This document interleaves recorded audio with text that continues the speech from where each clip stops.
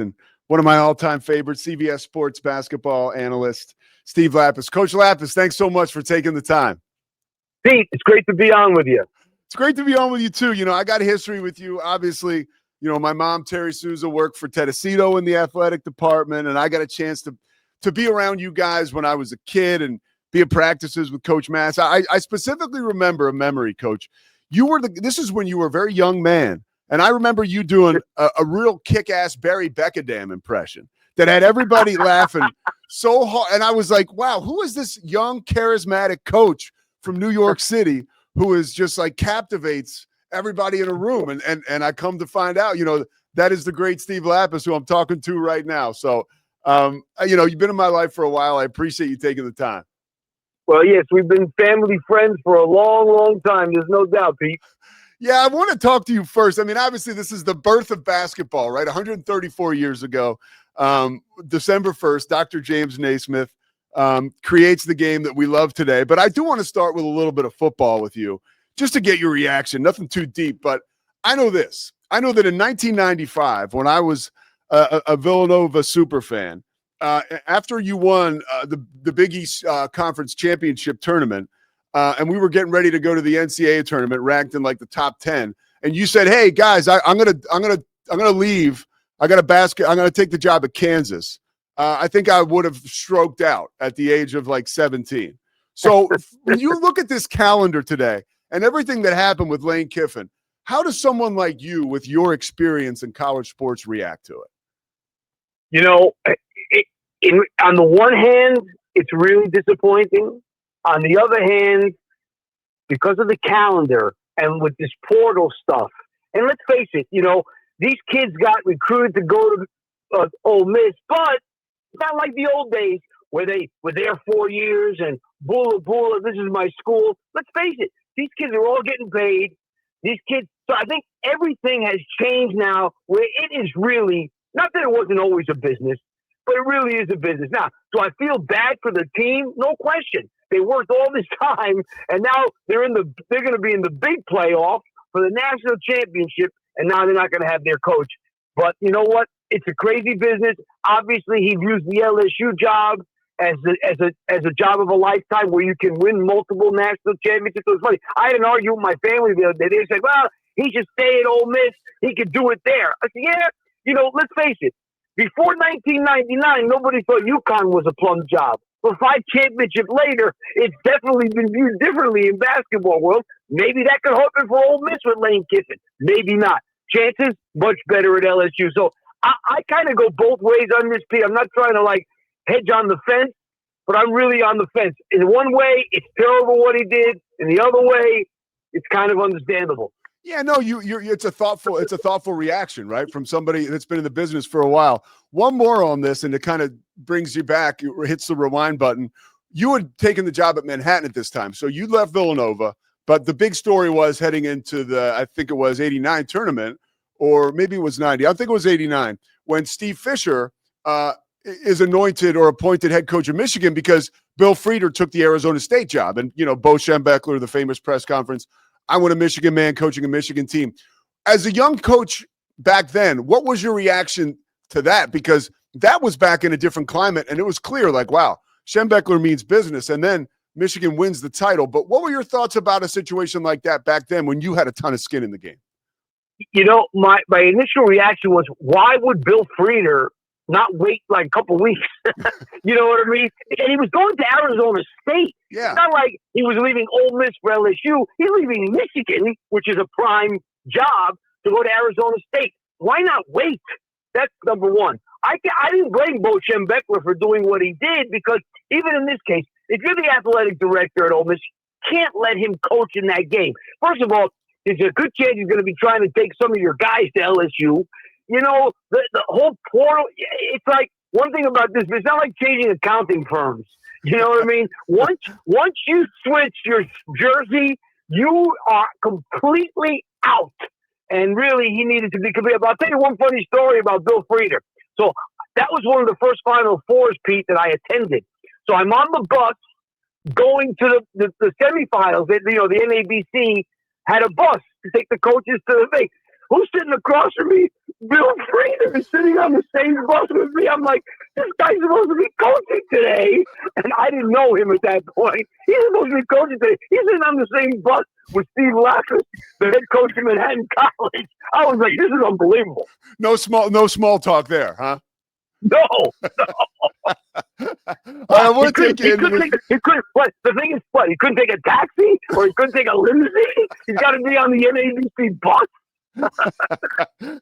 Well, let's jump now into the college basketball season.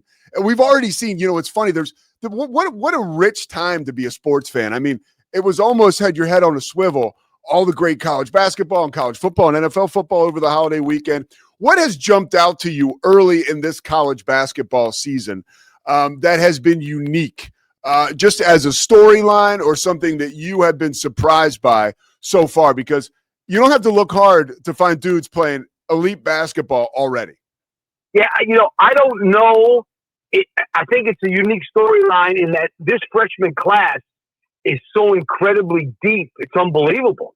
I mean, we have so many great freshmen this year. I know we talk a lot about Cameron Boozer and we talk a lot of DeBonta, but I'll tell you what that kid Fleming did for Houston the other day in that game, I mean, I'm like, the freshmen in this country right now are off the charts. That's one of the things. And then I'd say from a team standpoint, I'm going to say how Michigan has played. Michigan has been basically destroying everybody. I mean, they're huge with the kid Lendenberg, the kid Mara, who transferred from UCLA. They have all the pieces, and I think they have been ultra impressive. Purdue's been kind of what we thought they'd be. They're great. And they have obviously a national championship level team. But I'm going to say the one surprise to me is how good Michigan has been early on. When you look at Florida and the job and the task that lays ahead, just how hard is it from a head coaching perspective, experiences you've had, and been around? You were with, Coach Mass after he wins a title, and then, you guys try to run it back again. I mean, obviously that was the Big East where the deck was stacked against you, really. But what is it like when you try to repeat after, reaching the summit and winning the title? Well, I mean, obviously it's really hard. And in those days, like when we won in '85, we had three great seniors that were graduating. So to repeat those now, UConn was able to repeat because they had a ton of guys back from that first championship. And Florida, in their case, they got a front court back, but they lost usually Walter Clayton, who may have been the best closer in college basketball last year. And you got to really replace some serious things. You get Denzel Aberdeen is not there either. So this is a team that's had to replace, a ton of guys. Elijah Martin, how good was he? So they've had to replace a ton of guys very hard. They're not in position to repeat. Are they in position to be really good? Yeah, they are. But to be in position to repeat, you need a ton back, and they don't really have a ton back, even though they have the front court. What was it like for you? You were, like I mentioned, an assistant really in the thick of things, right? The Big East, and when it was thriving. And then you come back as a head coach when it's out of this world once again, with the Ray Allens and the Iversons and the Kittles. I compare, you look now at college football, like the SEC kind of reminds me of how the Big East used to be. And a lot of times we look at these conferences and we say, man, do you get beat up so bad that when you get to March as a member of back then the Big East and maybe now SEC in football, I think the Big 12 in college basketball is like that a lot. You get to that March situation and it's like, man, are we worn down or are we peaking? Can you shed a little light on that? Like, what is it like to go through those wars all during the regular season and then the conference tournament? And now you're playing in a playoff situation. For you, it was March Madness. Does that fatigue a team a little bit when you're going through a gauntlet like that all year long, or does it make you better and more ready for those situations?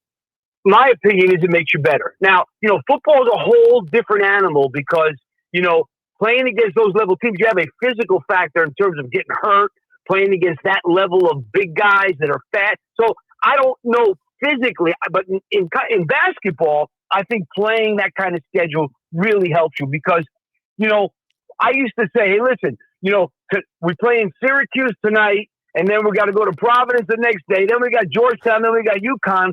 You're used to being in the gauntlet every game.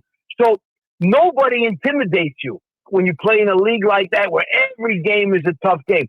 I think now a lot of people look at the Big Ten that they haven't won it since 2001, when Michigan State won it, that they beat each other, they beat themselves up every night. Well, we've seen, teams from the Big 12 win the championship. We've obviously seen teams from the Big East win the championship. So I don't know if there's a lot of truth to that, but I think it helps you to play in that kind of a league night in and night out. Now, you mentioned some of the freshmen. Is there a player this year that has been playing college basketball that you really had your eyes on last year and noticed, like, this guy could be a household name? Is there somebody this year that has been playing college ball, but you expect maybe they're in a new situation or with a new coach or a new geographical location at a different school that you think could be a breakout star this year? Well, I think the kid Fears at Michigan State has made a huge step, and they've been one of the surprises early on. You look at the schedule Michigan State has played and them being undefeated so far, and Fears has made a tremendous leap from his freshman to his sophomore year, which is what you would expect. So I think that's one guy who has really come on the scene really hard in his second year there. And then, I was very impressed, not in the same way the other day with watching UConn. The freshman that they have, Demery, who was hurt all year, now he's back. The kid Mullen's back, McDonald's All-American. They have the kind of depth that they had a couple of years ago to win the championship. So I look at those kind of guys like Fears. I think he's the one guy that has made a huge step from last year to this year. Hey, what's it like when you get like a blue chip 5-star freshman and there's expectation that comes with that? Like whether you're Kevin Young with AJ DeBonsa, and the list goes on, right? How do you manage that situation when you have a superstar freshman on your roster and there's just so much expectation that comes with that? I mean, I was in that situation having Tim Thomas, Yes, that's right. Patterson, New Jersey. And Tim was a great kid, but he was one of the best incoming freshmen in college basketball. And we had a veteran team. We had Jason Lawson and Chuck Cornegay and Alvin Williams were seniors. So balancing that was always something that I had to think about. Like, the reporters come in, they wanted to talk to Tim Thomas. Well, these guys accomplished a lot of things too. So, you always were concerned about that balance. Now, let me tell you this. They were all great kids. They all got along great. No doubt about it. But the expectations and managing so everybody's ego is okay, it could definitely be a tough thing when you bring in a high-level freshman with a successful senior class. When you look at, we're in Big 12 country. I'm actually I'm calling Seton Hall and Kansas State this weekend with your buddy Tim Welsh. Any message I can pass? Any message I can pass along to him?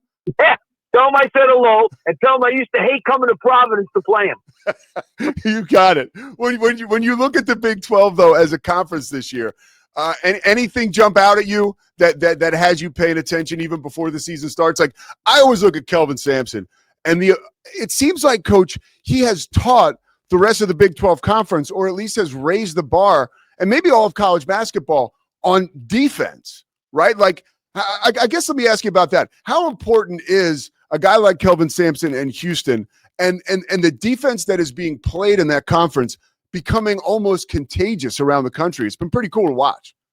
Well, let's face it, what he built there really is incredible because I did a game in Houston probably 10 years ago, and they were playing like, I don't know, Marshall or somebody like that. I'm telling you, if there were 50 people in the building, it was a lot.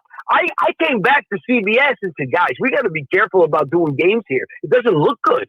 Yeah. And now, look what he's done. I'm telling you, that's how bad it was. And what he's done is one of the incredible rebuild. Now, let's face it, Houston had a tradition. They had great teams with Guy Lewis, so they've had a great tradition. But the rebirth that he led was really incredible. He's a tremendous coach. And the way they defend, like if you ask me, who's the hardest playing team in the country? I think Houston is the hardest playing team in the country day in, day out. And there is no better compliment you can give a coach than his team plays harder than everybody else. There's some other ones. Rick Barnes' team plays really hard, and Bill Self's teams historically play really. There's a bunch of them. Don't get me Danny Hurley, but I think you think about play for play in and play out. I'm picking Houston in that regard. Last question for you, Coach. This has been awesome. You coached Rod Strickland in high school. Is that right? I did. So you coached Strickland, and you had you just were a mainline dialed into that New York City recruiting area, right? And you were an amazing coach, obviously, but an amazing recruiter too. Are those guys? Do those guys, the Steve Lappases in 1984, that could go into New York City and get the best players? Like, do those guys even exist anymore, or is it all like agents and AAU guys? Like, shed some light on how much it's changed, or if there is still some of that familiar recruiting stuff going on that you remember. That's a great question, Pete. It's really evolved over the years. When I first became a college assistant for Coach Massimino, you were recruiting guys from their high school coaches. You were recruiting them going to camp, the 5-star camp in the summertime to see them. And then the thing changed completely, where it became the AAU circuit, forget camps, and it became the AAU coach. And yeah, you kept the high school coach in the loop, but he didn't spend nearly as much time with these kids as these AAU guys do. So now it's about agents and it's about, NIL. So I've seen it kind of go through a transition 3 different times. And, the one we're in now, let's face it, I don't want to say that it doesn't help a guy if he's a great recruiter, but if you're a great recruiter and you have the highest price for a kid, you got a good chance. But I think the price comes first. Hey, Coach Lappas, I can't thank you enough for taking the time, man. Have a great season. We look forward to maybe running you down here later in January or February, but thank you so much for taking the time. We really appreciate it. Thanks, Pete. Make sure you say hi to the family for me. You got it. I will. Coach Steve Lappas. All right, Pete. All right, there he goes. One of the best in the business. Really, truly, it was so cool for me to be around him as a coach when he was thriving, but also to see him have this second act and literally be probably, for my money, the best analyst in college basketball on CBS. Obviously I work for ESPN, but what they do at CBS, and that's always just kind of been, the Final Four and the road to the Final Four. Legendary guy, Steve Lappas. All right, we'll take a break, come back, talk about the college football playoff potential there, and also don't forget we're presented by Slovaceks. We'll be right back.